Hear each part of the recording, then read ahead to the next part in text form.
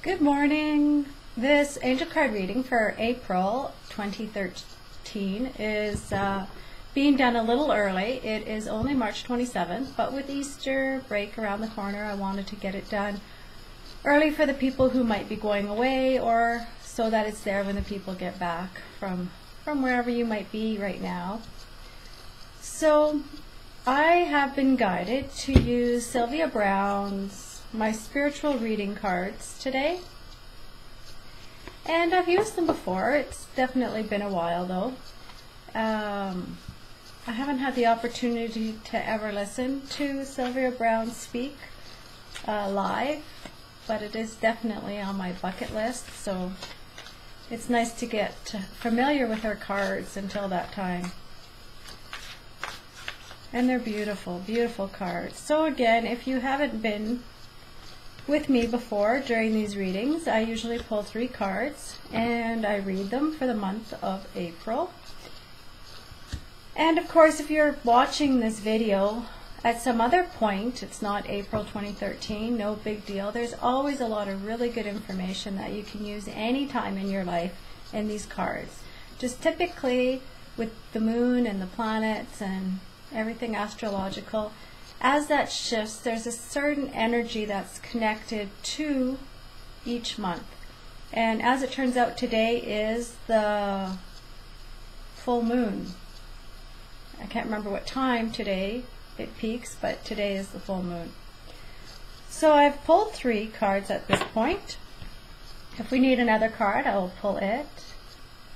That's the back of Sylvia's cards. They're gorgeous. And this card says, "Life is never boring. It is a gift that contains many treasures." It's a beautiful, beautiful card. Try and get some of that reflection out of there for you.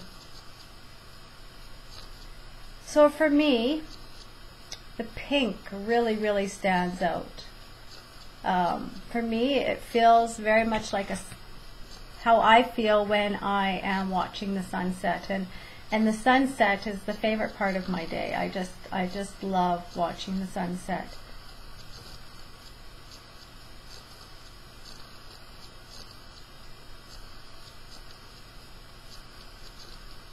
And if you're in your life right now and you're feeling stuck or bored, or you're not sure what to do next, sometimes the best thing we can do is just remember we're in the perfect moment at this very moment. So for the past year, my life has been, for lack of a better word, in chaos. Controlled chaos for the most part, but it has been very, very busy. And I say chaos because there's been so many different levels of things that I've been having to accomplish in order to, I believe, prepare for everything that's coming, because I'm in a 1 year right now. So I have 9 years that I'm preparing for. And I'm just coming off of that. And every day I give thanks, not because I'm not busy anymore. I am still actively doing stuff. But we need to appreciate not only the times when we are getting so much accomplished, but when the universe allows us that time to just coast for a while. And so you might think of it as being bored or lazy or something else, but it might just be one of those moments in your life where you get to sit back and just relax. And you need to enjoy that time where you do get to just sit back and relax. They don't last for long. They come and then they go. So you need to make the most of it so you have time to regenerate your entire being. Everything has a chance to unwind and relax and get ready for our next uphill. So the next card is, while you're still in this life, ask God to help you go over to the other side when the time comes, without pain or discomfort. Interesting card.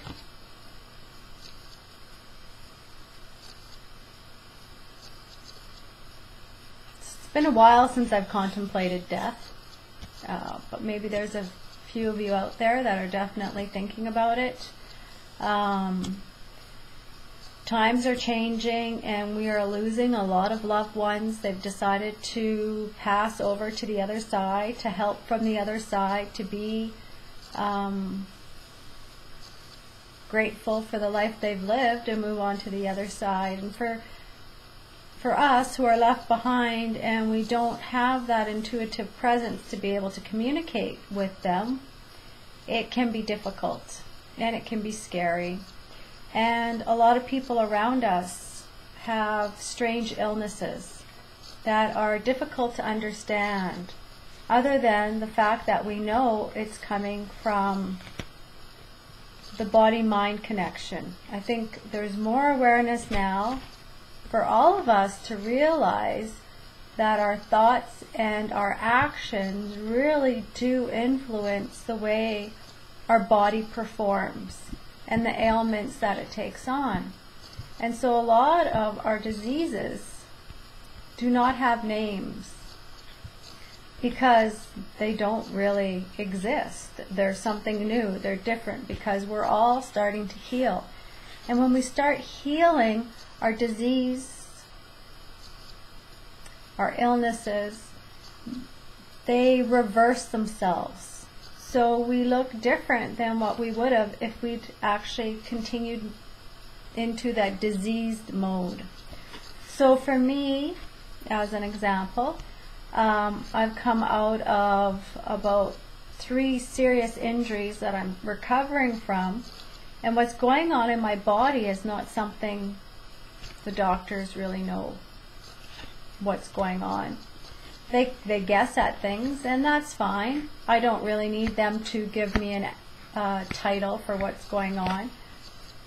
But as I've said in the past, for me it is important to at least rule things out with a doctor, even though I kind of know what's going on in my own body.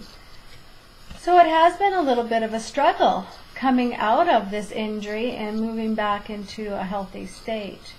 So I have a lot of muscular tension that's releasing and causing a lot of other underlying issues. The reason I bring this up is if you're sitting in that place and you're contemplating death and you're scared of death, there comes to be a point where that experience is going to stay with you till you can finally get to the point where you're okay if you die. And that for me happened last year, where I knew no matter if I lived or if I died, that everyone in my life would be fine, and that I felt like I had accomplished something in my life in a very positive way. And not all of us can say that. Sometimes accomplishments don't look the same for each of us. Raising healthy, happy children, or living a truthful life, or being your best self. There's a lot of things that you can look at within your person to decide what works best for you. And I'm not really sure how these cards are all connecting to one another, but I hope this information is helpful for you. Please go inside and find your heart and your soul and find that place of comfort where you know you're safe to move on to the other side. And if you have the opportunity to speak to a loved one who is over there, that is the best thing you can do, to know that they are happy and you will be happy, and you don't have to fight in order to stay alive if it's not your time, or if it is your time. So, the third card today, be aware that sorrow can shape your soul like fire forges a sword.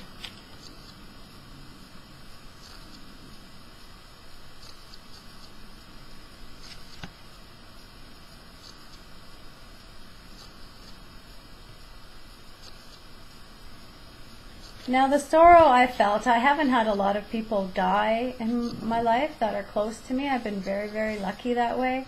But as you know, over the last few months, we've had a few mishaps within our family.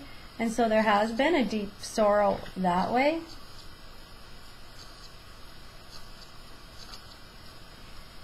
And when you go to that place of sorrow, and I've worked with people who've been in a place where they've lost very, very close loved ones, and it's not an easy place to come out of.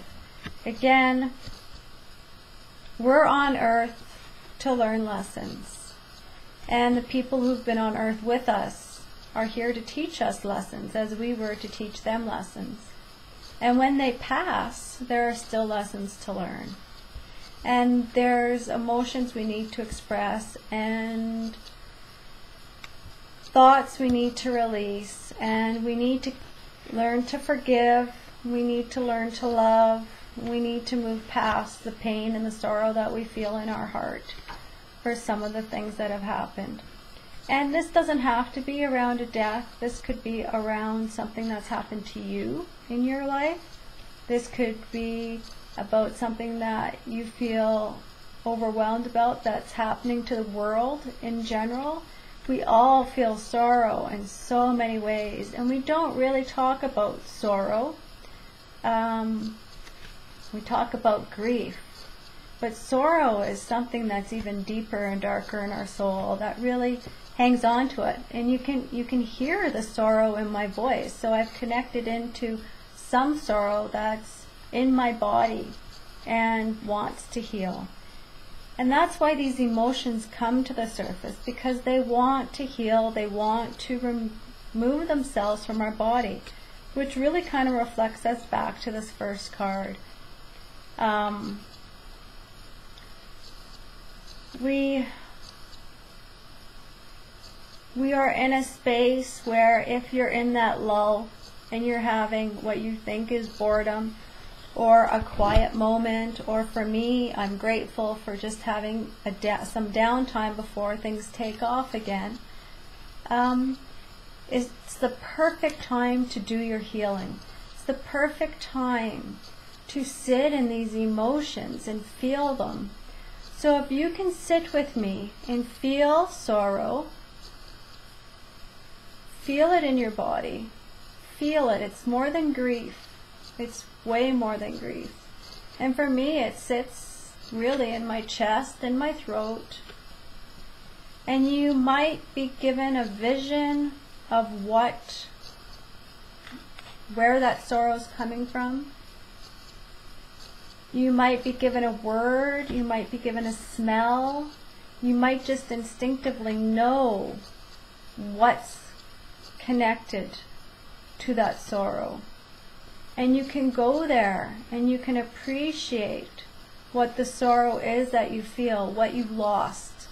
You lost something. Might not have been a person, it might have been a part of yourself, part of your childhood, part of your adulthood. It could be just sorrow for just about anything. Losing a job you loved. And just accept those feelings and let them move through you. Big breath in and big breath out. And see how it just lightens the load just a little bit. And you don't have to feel so much, so deeply. You can just keep letting that go as it needs to.